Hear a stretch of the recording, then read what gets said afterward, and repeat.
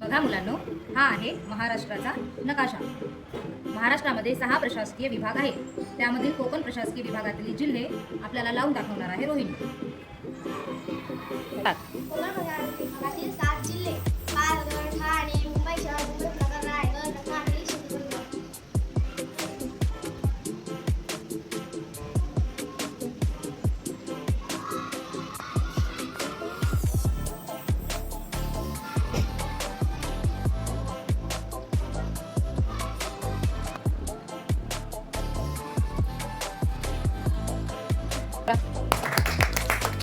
नाशिक विभागातील 8 जिल्हे: नंदुरबार, धुळे, जळगाव, नाशिक, अहमदनगर. नंदुरबार, धुळे, जळगाव, नाशिक, अहमदनगर, अहिल्यानगर. अहमदनगरचं नवीन नाव अहिल्यानगर आहे. Very good.